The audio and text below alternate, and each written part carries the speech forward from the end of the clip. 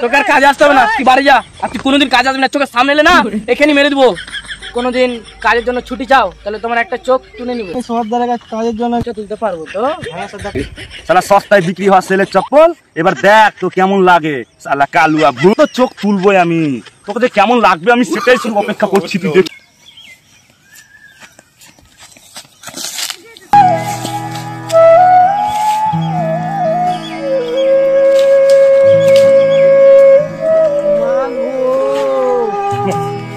সাগর, ভাই তোর চোখে কি হলো? ভাই সাগর, তোর চোখে কি হলো? ওই লোকটা কে ছিল ভাই?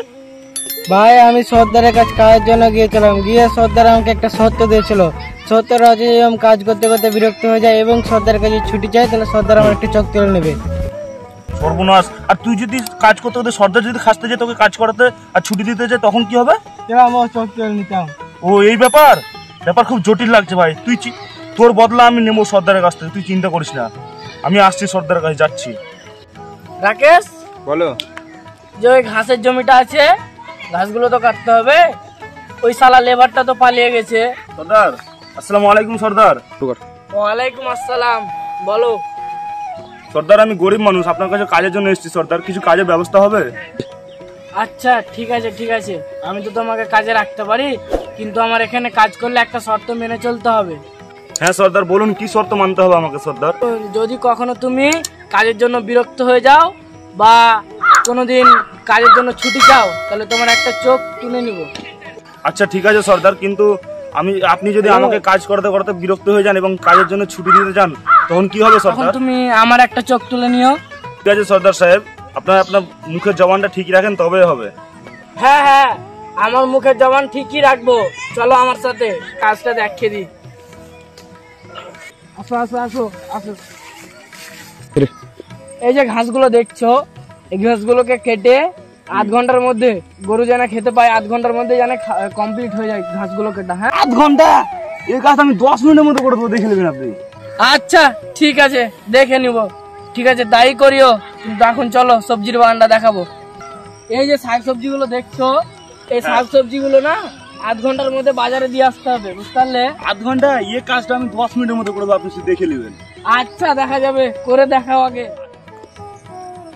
হ্যালো, হ্যাঁ তোর ছাগল গরু কটা আছে রে? 150টা? 150টা ছাগল গরু নিয়ে সর্দারের যে জমিটা আছে না, ঘাস লাগা আছে, সেই জমিটা কাছে চলে আয়, সব ঘাসগুলো খাওয়াতে হবে। আরে না না, তুই ভয় করিস না, সর্দার নিজে আমাকে বলেছে এই ঘাসের জমিটা খালি করে এখানে একটা নতুন ফার্ম তৈরি করবে। তার জন্য তুই তাড়াতাড়ি 150টা ছাগল নিয়ে আয়, আমাকে 10 মিনিটের মধ্যে জমিটার ঘাস সমস্ত খালি করতে হবে, বুঝতে পারলি তো? হ্যাঁ হ্যাঁ, তুই তাড়াতাড়ি চলে আয়। ঠিক আছে রাখলাম, হ্যাঁ তাড়াতাড়ি আয় তাহলে। তো তোর একটা চোখ আমি তুলবই সর্দার, তুই ভাব একটা চোখে তোকে কেমন লাগবে দেখতে। শালা কালুয়া ভূত। বলো। হ্যাঁ মামা, টাকাগুলো রাখ, এনে টাকাগুলো রাখ। আর এই সামনে যত সবজি দেখতে আসিস না, এই সবজিগুলো তুলে 10 মিনিটের মধ্যে তুই বাজারে গিয়ে বিক্রি করাই। তুই প্রয়োজন পড়লে আরো 2-1জনকে নিয়ে আয়, কিন্তু 10 মিনিটের মধ্যে জমিটা পুরো খাই লাগবে আমার, বুঝতে পারলি তো? মামা এটা তো সর্দারের জমি না, সর্দার নিজে আমাকে বলেছে এখানে সব সবজিগুলো তুলে এখানে একটা নতুন কোনো বিল্ডিং করবে। হ্যাঁ, তার জন্য আমাকে দায়িত্ব দিয়েছে। তুই চিন্তা করিস না, তুই যা এবং সবজিগুলো বেচার ব্যবস্থা কর। আচ্ছা মামা, তাহলে দুটো লোক দিয়ে নিয়ে আসি। ঠিক আছে, যা তাড়াতাড়ি তাহলে। শালা সস্তায় বিক্রি হওয়া সেলের চপ্পল, এবার দেখ তো কেমন লাগে। শালা কালুয়া ভূত। শালা এখনো আসছে না কেন? কখনো ওকে ডেকেছি, এখনো আসছে না। হ্যাঁ দাদা বলো। এনে এই টাকাটা রাখ, এই সবগুলো রাখ। এই বাগানটা দেখতে পাচ্ছিস? এই বাগানটা আমাকে আধ ঘন্টার মধ্যে সব গাছগুলো কেটে খালি করতে হবে, বুঝতে পারলি তো? এই বাগানটা তো সর্দারের। আরে না, সর্দার এই বাগানটা কেটে এইরকম আরো 2টো টাওয়ার করবে এখানে, তার জন্য আমাকে দায়িত্ব দিয়েছে। আমি সেই কাজের কন্ট্রাক্টর, বুঝতে পারলি তো? তুই আধ ঘন্টার মধ্যে বাগানটা খালি কর। প্রয়োজন পড়লে তুই 10টা ছেলে নিয়ে পাড়ার মধ্যে, কিন্তু বাগানটা ভাই আমাকে আধ ঘন্টার মধ্যে ক্লিয়ার লাগবে, বুঝতে পারলি?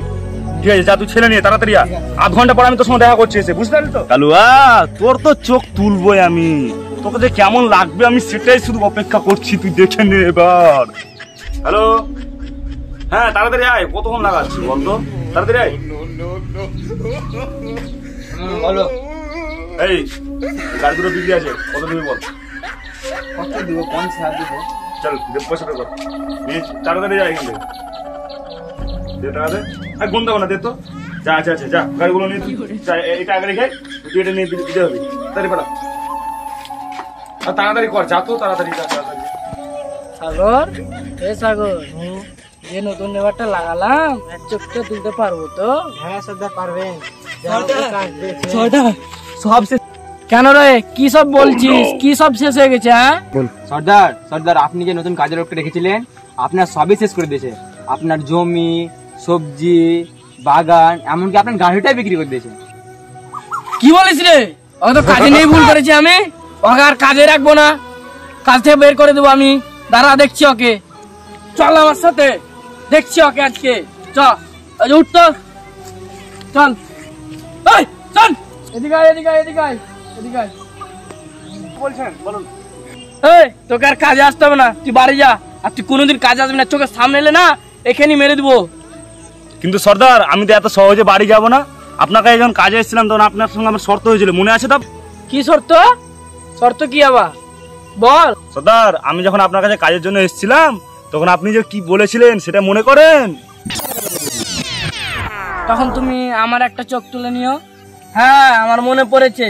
চল, আমার মুখের জবান না ঠিকই রাখি, চল একটা চোখ তুলে নিবি। না সর্দার, আমি আপনার চোখ তুলতে আসিনি, আমি তো শুধু আপনাকে আপনার উচিত শিক্ষা দিতে এসেছি। এই যে আপনি শুধু গরিবদের কাজে নেন আর তাদের সুবিধা দেখে তাদেরকে টাকার লোভ দেখিয়ে কাজে নিয়ে শর্ত দেন যে কাজ না পারলে আমি চোখ তুলে দেবো, এটা কি আপনি ঠিক করেন? তাদের কমজোরি আপনি সুবিধা নিচ্ছেন, আপনি তাদেরকে কাজে নিচ্ছেন, তাদের অসহায়ত্বের দেখে আপনি তাদেরকে অনেকগুলো কাজ চাপিয়ে দিচ্ছেন, দিয়ে বলছেন অমুকের সময়ের মধ্যে করতে না পারলে চোখ তুলে নেবো। এগুলো কি আপনি ঠিক করছেন? একবার কি তাদের পরিবারের কথা ভেবেছেন যে তাদের চোখ তুলে নিলে তাদের পরিবারে কি হবে? সেগুলো তো আপনি একবারও ভাবছেন না। আমার ভুল হয়ে গেছে ভাই, আমাকে মাফ করে দিও। এখন থেকে আমি আর গরিবদের সাথে এরকম করবো না, আর করবো না, আমার ভুল হয়ে গেছে।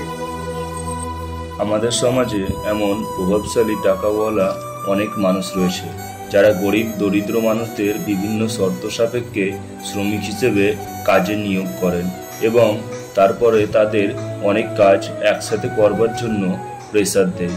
এরকম প্রভাবশালী লোকেদের কাছে আমার বিশেষ নিবেদন, আপনারা একটু পরিবর্তন হন এবং গরিবদের সাথে ভালো ব্যবহার করুন, তাদের ভালোবাসতে শিখুন। দেখবেন উপরওয়ালাও আপনাদের ভালোবাসবে ও বেশ ভালো রাখবে। ধন্যবাদ।